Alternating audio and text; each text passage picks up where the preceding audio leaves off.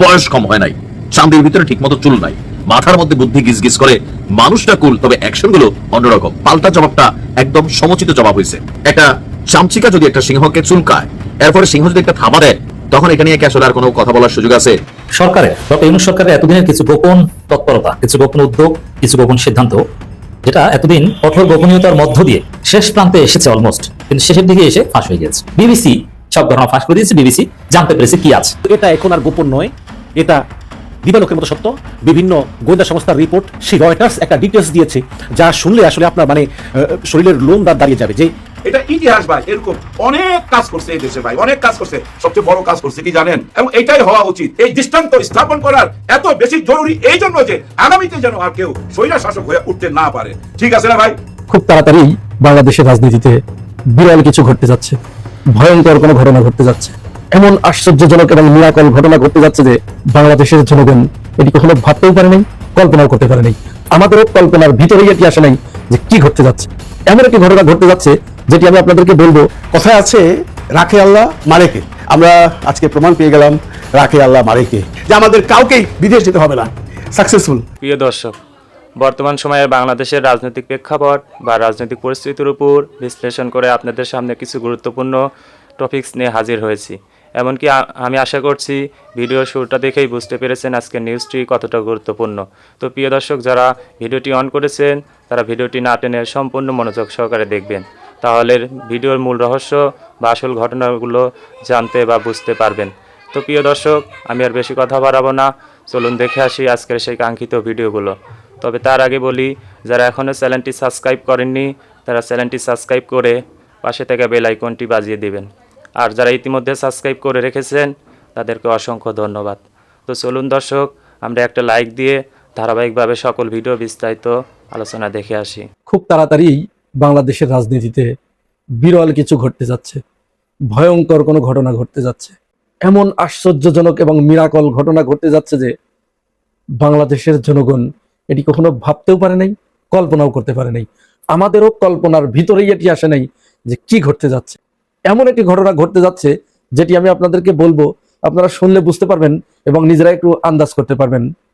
দীর্ঘদিন পরে, দীর্ঘ প্রায় 1.5 যুগ পরে, যখন শেখ হাসিনা ভারতের ইন্ধনে রয়ের সমর্থন পুষ্ট হয়ে বাংলাদেশের পুরা জনগোষ্ঠীকে দুটি ভাগে বিভক্ত করে ফেলেছিল। একদিকে ছিল বাংলাদেশপন্থী আর একদিকে ছিল ভারতপন্থী। ভারতপন্থী কারা? আওয়ামী লীগ এবং তার 5 আটা গোলামেরা। এরা একেবারে নিরেট ভারতের দালাল ছিল, নিরেট নির্ভেজাল ভারতীয় ছিল। বাংলাদেশ বলতে এদের কাছে কোনো কিছুই ছিল না। এরা বাংলাদেশকে কখনো অহনি করে নাই। এরা মূলত ভারতের বিজেপির বাংলাদেশ শাখা ছিল। আর অপরদিকে ছিল বাংলাদেশপন্থী সমগ্র জনতা। শেখ হাসিনা ভারতের বিপরীতে যে জনগোষ্ঠীটি এখানে ছিল তাদেরকে ভেঙে টুকরো টুকরো করেছে, তাদেরকে ছোট ছোট দলে উপদলে বিভক্ত করে ফেলেছে। এটাকে বলে হচ্ছে রুলস অ্যান্ড ডিভাইডেশন থিওরি। ফলে জুলাইকে কেন্দ্র করে যে ঐক্যটা গড়ে উঠেছিল তাদের ভিতরে ফাটল দেখা দিয়েছিল, কিন্তু এর অবসান ঘটতে শুরু করেছে, ঘটতে যাচ্ছে, অলরেডি ঘটে গেছে। আপনারা হয়তো অনেকেই জানেন না, কেউ কেউ জেনেছেন ইতিমধ্যে, কারণ এই বিষয়টা কোনো পত্র পত্রিকায় আসে নাই, কোনো নিউজে আসে নাই। এটি অত্যন্ত গোপনীয়ভাবে বিএনপি, জামাত ইসলামী এবং এনসিপি এই গত শুক্রবার রাত্রে গোপন বৈঠকে মিলিত হয়েছিল। এই গোপন বৈঠকে মিলিত হবার তাদের 2টা এজেন্ডা ছিল। আমরা যতদূর জানতে পেরেছি তাদের বেশ কিছু এজেন্ডা ছিল, তার ভিতরে সবচেয়ে গুরুত্বপূর্ণ 2টা এজেন্ডা ছিল। সেই 2টা এজেন্ডার উপরে সবচেয়ে বেশি আলোচনা হয়েছে। এর ভিতরে নাম্বার 1 হচ্ছে যে কোনো মূল্যে বাংলাদেশের ঐক্যটাকে ধরে রাখতে হবে, বাংলাদেশের মানুষকে আর বিভক্ত হতে দেওয়া যাবে না, তাহলেই পতিত স্বৈরাচারকে ঠেকানো সম্ভব হবে। এবং তারা এই 3 দল মিলে এই সিদ্ধান্ত উপনীত হয়েছে যে আওয়ামী লীগকে বাংলাদেশের বুকে আর কখনো ফিরে আসতে দেওয়া যাবে না। কারণ আওয়ামী লীগ ফিরে আসা মানেই ভারত ফিরে আসা, আওয়ামী লীগ আবার ফিরে আসা মানেই এই বিপ্লবের যে স্টেক হোল্ডার, যে সমস্ত রাজনৈতিক দল, ছাত্র, যুবক, বৃদ্ধ যারা ছিল, তাদের প্রত্যেককে শেখ হাসিনা নিজের হাতে কচুকাটা করবে। যেভাবে জেলখানার ভিতরে বজলুল হুদাকে শেখ হাসিনা নিজ হাতে জবাই করে হত্যা করেছে, বাংলাদেশের প্রতিটা মানুষকে এই সৈরিনী কোষাই নিজে এইভাবে কচুকাটা করবে। যে শেখ হাসিনা যে একটা নাশকতা করার জন্য, জঙ্গি হামলা করার জন্য যে তার 2,500 জঙ্গিকে আওয়ামী লীগের সশস্ত্র ক্যাডারকে যে প্রশিক্ষণ দেওয়া হয়েছে মেজর সাদিকের নেতৃত্বে বসুন্ধরায়, এদের টার্গেট কিন্তু ছিল 5 তারিখ। এটি কিন্তু নস্যাৎ হয়ে যাচ্ছে, অলরেডি হয়ে গেছে নস্যাৎ, কারণ মেজর সাদিক গ্রেপ্তার হয়েছে, আইএসপিআর এটি স্বীকার করেছে, তার বিরুদ্ধে তদন্ত চলছে, তার পাছার চামড়া লাল করা হবে, আওয়ামী লীগেরও পাছার চামড়া লাল করা হবে। এবং তারা যেন 5 তারিখে যেটা করতে চেয়েছিল, প্রধান উপদেষ্টা তিনি আবার দেখিয়ে দিলেন যে 5 তারিখে বাংলাদেশের সমস্ত জনগণকে ওই সংসদ ভবনের সামনে ডেকে এনে শেখ হাসিনাকে বুঝিয়ে দেয়া যে তোর দিন বাংলাদেশ থেকে চিরতরে খতম হয়ে গেছে। বিমান বাহিনীর অভ্যন্তরের রয়ের নেটওয়ার্ক ফাঁস। নিউজটি লিখেছেন সৈয়দ আব্দুল আহমদ। চলুন দর্শক বিস্তারিত জেনে নেওয়া যাক। ছাত্র গণ অভ্যুত্থানে ক্ষমতাচ্যুত শেখ হাসিনা 5 আগস্ট 2024 দুপুরে কুর্মিটোলা বিমানবন্দর দিয়ে ভারতে পালিয়ে যান। তার পালিয়ে যাওয়ার একটি ভিডিও ভাইরাল হয়। সেই ভিডিও দৃশ্যের সঙ্গে সবাই পরিচিত। হাসিনার পালানোর এই একটিমাত্রই ছবি আছে। কে তুলেছেন এই ছবি এবং কে ধারণ করেছেন এই ভিডিও, সঙ্গে সঙ্গে আবার নেট দুনিয়ায় ভিডিওটি ছড়িয়ে দিলই বাকি। এয়ার ইন্টেলিজেন্স এই ঘটনার খোঁজ করা ও ছবি ধারণকারী ব্যক্তিকে ধরতে গিয়ে উদ্ঘাটন করল বাংলাদেশ বিমান বাহিনীর অভ্যন্তরের ভারতীয় গোয়েন্দা সংস্থা রয়ের এক নেটওয়ার্ক। এই নেটওয়ার্কের সঙ্গে সংশ্লিষ্টতায় গ্রেপ্তার বিমান বাহিনীর স্কোয়াড্রন লিডার আবদুল্লাহ ইবনে আলতাফকে ইতোমধ্যে কোর্ট মার্শাল করে 10 বছরের সাজা দেওয়া হয়েছে। তিনি এখন কাশিমপুর কারাগারের হাই সিকিউরিটি সেলে বন্দী রয়েছেন। সংশ্লিষ্টতায় বিমান বাহিনীর উচ্চপদস্থ 6 কর্মকর্তা air vice marshal MA Awal Hossain, air vice marshal Zahidul Saeed, air commodore Mohammad Aminul Haque, group captain Abdullah Al Faruk, group captain Mohammad Shamim ও উইং কমান্ডার সাইদ মোহাম্মদকে শনাক্ত করে তাদেরকে বাধ্যতামূলক অবসরে পাঠানো হয়েছে। আমার দেশের অনুসন্ধানে বিমান বাহিনীর অভ্যন্তরের রয়ের নেটওয়ার্ক ফাঁস হওয়ার এই খবর সম্পর্কে নিশ্চিত হওয়া গেছে। এ ব্যাপারে যোগাযোগ করা হলে আন্তঃবাহিনী জনসংযোগ পরিদপ্তর ISPR এর পরিচালক লেফটেন্যান্ট কর্নেল সামি উদ্দৌলা চৌধুরী আমার দেশকে জানান, বিমান বাহিনীর এই অফিসাররা স্বাভাবিক অবসরে গেছেন। নির্ভরযোগ্য সূত্র জানায়, বাংলাদেশ এয়ারফোর্সের ভেতরে রয়ের শ্যাডো রিক্রুটার হিসেবে কাজ করতেন স্কোয়াড্রন লিডার আবদুল্লাহ ইবনে আলতাফ। আর এয়ার ইন্টেলিজেন্স তাকে আইডেন্টিফাই করার পর 2024 সালের 14 আগস্ট DGFI এর হাতে তিনি গ্রেপ্তার হন। তার ব্যক্তিগত গাড়ি থেকে উদ্ধার করা হয় ভারতীয় প্যারা কমান্ডোর ব্যবহার করা 2টি FN-90 এবং CP-229 রাইফেল এবং 1 কোটি নগদ টাকা সহ বিভিন্ন ইলেকট্রনিক্স ডিভাইস। ভারতীয় রয়ের সক্রিয় এই এজেন্টকে শনাক্ত করা সম্ভব হয় শেখ হাসিনার পালিয়ে যাওয়ার ছবি ধারণ করা বিমান বাহিনীর কর্মকর্তাকে ধরতে গিয়ে। বিমান বাহিনীর কুর্মিটোলা এয়ারবেসের অফিসার্স মেসের জানালা থেকে ছবিটি তুলেছিলেন ফ্লাইট লেফটেন্যান্ট রিফাত আশরাফি। তার ছবিটি নেটে ছড়িয়ে দিয়েছিলেন ফ্লাইট লেফটেন্যান্ট তাহসিফ সুরি। তাদের দুজনকে বাধ্যতামূলক অবসরে পাঠানো হয়েছে। ফ্লাইট লেফটেন্যান্ট রিফাত আশরাফি প্রশাসন শাখার একজন কর্মকর্তা বলে জানা গেছে। শেখ হাসিনার পলায়ন দৃশ্য কেবল এক অ্যাঙ্গেলের ভিডিও থেকেই দেখা যায়। এই ছবির সূত্র ধরেই শুরু হয় এয়ার ইন্টেলিজেন্সের গোপন তদন্ত। এতে পরিষ্কার হয়ে যায় এই ভিডিও করেছেন মাত্র একজন এবং সেটা বেশ দূর থেকে। ভিডিও করার অ্যাঙ্গেল, অবস্থান ও ক্যামেরা প্যান করার পর্যবেক্ষণ করে এয়ার ইন্টেলিজেন্স কোন কক্ষ থেকে এবং কে এই ভিডিও দৃশ্য ধারণ করেন তা আইডেন্টিফাই করতে সক্ষম হয়।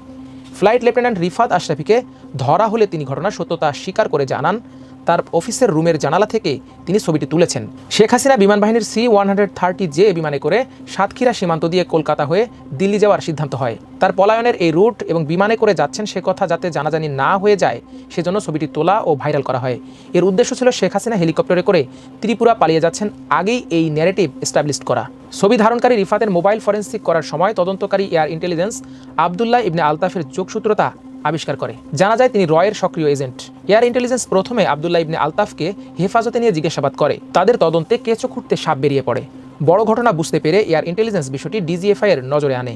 DGFI 14 আগস্ট 2024 তাকে আটক করে বিষয়টি সম্পর্কে অধিকতর তদন্ত শুরু করে। তদন্তে রয়ের সঙ্গে আবদুল্লাহ ইবনে আলতাফের জড়িত থাকা প্রমাণিত হয়। কোর্ট মার্শালে তার 10 বছরের জেল হয়। বর্তমানে তিনি কাশিমপুর কারাগারে রয়েছেন। এই ব্যাপারে ওই কারাগারের senior jail super Abdullah Al Mamun জানান, স্কোয়াড্রন লিডার আবদুল্লাহ ইবনে আলতাফ কাশিমপুর হাই সিকিউরিটি সেলে রয়েছেন। বিমান বাহিনী অ্যাক্টের অধীনে শৃঙ্খলা ভঙ্গের অভিযোগে কোর্ট মার্শালে 10 বছরের সাজা হয়েছে তার। 7-8 মাস আগে তাকে এই কারাগারে পাঠানো হয়। এর বেশি কিছু বলতে পারবো না। আবদুল্লাহ ইবনে আলতাফের দেওয়া তথ্যের উপর ভিত্তি করে রয়ের সঙ্গে জড়িত রয়েছেন বিমান বাহিনীর এমন উচ্চপদস্থ কর্মকর্তাদের শনাক্ত করা হয়। ইতোমধ্যে 6 কর্মকর্তাকে বাধ্যতামূলক অবসরে পাঠানো হয়েছে। আমার দেশের অনুসন্ধানে আরও জানা গেছে, এই ঘটনার তদন্তে শুধু এয়ারফোর্সের 6 জন অফিসারই নন, আরও পার্মানেন্টলি সাসপেন্ড দেখানো হয়েছে 4 পুলিশ কর্মকর্তাকে।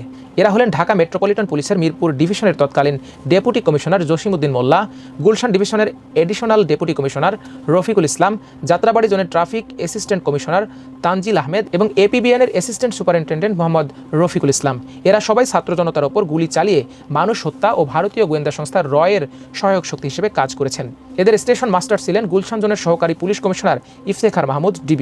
এই পুলিশ কর্মকর্তা ছিলেন বিমান বাহিনীতে রয়ের সক্রিয় এজেন্ট স্কোয়াড্রন লিডার আবদুল্লাহ ইবনে আলতাফের ঘনিষ্ঠ বন্ধু। আর এদের মূল কমান্ডার ছিলেন বাংলাদেশের রয়ের নেটওয়ার্কের অন্যতম প্রধান ব্যক্তি সেনা কর্মকর্তা লেফটেন্যান্ট জেনারেল মুজিবুর রহমান। তিনি জেনারেল মুজিব নামে বেশি পরিচিত। অনুসন্ধানে আরও জানা গেছে, উচ্চ পর্যায়ের তদন্তে উদ্ঘাটিত হয়েছে ভারতীয় ইন্টেলিজেন্সের পক্ষে শ্যাডো এজেন্ট হিসেবে কাজ করায় স্কোয়াড্রন লিডার আবদুল্লাহ ইবনে আলতাফকে একটি ব্র্যান্ড নিউ হুন্ডাই গাড়ি উপহার দিয়েছে। তাছাড়া রয়ের পক্ষ থেকে তার কাছে নিয়মিত সুন্দরী নারী পাঠানো হতো। এই সংক্রান্ত নিউজ আজকে করেছে বার্তা সংস্থা রয়টার্স। আপনারা তো চিনেন যে রয়টার্স হচ্ছে পৃথিবীর সর্ববৃহত্তম একটি বার্তা সংস্থা। সেই রয়টার্স একটা ডিটেলস দিয়েছে যা শুনলে আসলে আপনার শরীরের লোম দাঁড়িয়ে যাবে। যে আমরা অনেকেই বলি যে অনেকে বলে যে আরে ভারত আর বাংলাদেশ, ভারতের সঙ্গে যুদ্ধ লাগলে বাংলাদেশ আধা ঘন্টা টিকতে পারবে না। ঠিক তেমনি কিন্তু পাকিস্তানের সঙ্গে কিন্তু এগুলো বলতো। কারণ আপনারা যদি সামরিক যে র্যাঙ্ক আছে, র্যাঙ্ক দেখেন, তাহলে অবশ্যই সামরিক র্যাঙ্ক অনুযায়ী সামরিক দিক দিয়ে সবচেয়ে শক্তিশালী দেশ মার্কিন যুক্তরাষ্ট্র, কোনো সন্দেহ নেই। দ্বিতীয় রাশিয়া, তৃতীয় চায়না, চতুর্থ ভারত। তাহলে খেয়াল করবেন ভারত 4 নম্বরে আছে, আর পাকিস্তান মনে হয় 10-এর ভিতরেও নাই। সুতরাং যদি এক দেশের সঙ্গে আরেক দেশের যুদ্ধ লাগে, তাহলে ওই সামরিক তালিকা অনুযায়ী কে জিতবে কে হারবে এগুলো নির্ধারণ করা অনেক সময় ঠিক না। কারণ যুদ্ধ বাজলে তখন আর কোনো নীতি কাজ করে না, কোনো র্যাঙ্ক কাজ করে না। যুদ্ধের সবচেয়ে বড় বিষয় হচ্ছে মনোবল। যেই মনোবলটা ছিল পাকিস্তানের অটুট। আমি একটু আপনাদেরকে বলি যে ঘটনাটা কি হয়েছিল। আপনারা জানেন যে ভারতের পেহেলগামে একটা সন্ত্রাসী হামলায় 26 জন ভারতীয় পর্যটক মারা যায়, এবং মারা যাওয়ার পরে ভারত এই হামলার জন্য পাকিস্তানকে দায়ী করে, যদিও পাকিস্তান অস্বীকার করে, এবং এরপর থেকে ধারণা করা হচ্ছিল যে ভারত যে কোনো সময় পাকিস্তান আক্রমণ করতে পারে। তো এই কারণেই পাকিস্তানের বিমান বাহিনীর প্রধান জহির সিদ্দিকী, তিনি যেহেতু ভারত যে কোনো সময় হামলা চালাতে পারে এবং এই হামলাটা সাধারণত রাতের দিকেই হতে পারে, এই কারণেই বিমান বাহিনীর প্রধান জহির সিদ্দিকী তিনি সেই সময়গুলোতে বিমান বাহিনীর কন্ট্রোল রুমের পাশেই একটা মাদুরে তিনি ঘুমাতেন, বাসায় যেতেন না। সারা রাত তিনি ওই মাদুরেই ঘুমাতেন, যাতে যে কোনো সময় তাকে পাওয়া যায়। তো সে রাতটা ছিল 7ই মে দিবাগত রাত। ঠিক 12টা বাজার কিছুক্ষণ পরেই হঠাৎ করে পাকিস্তান বিমান বাহিনীর রাডারে লাল বাতি সাইরেন বেজে ওঠে, এবং তখনই কন্ট্রোল রুমের লোকজন গিয়ে দ্রুত পাশের রুমে গিয়ে বিমান বাহিনীর প্রধান জহির সিদ্দিকীকে ঘুম থেকে উঠায়। উঠিয়ে বলে, স্যার, পাকিস্তানের বিমান বাহিনী আমাদের আকাশ সীমায় ঢুকে পড়েছে। তখন জহির সিদ্দিকী প্রশ্ন করেন যে কি পরিমাণ বিমান আসতেছে।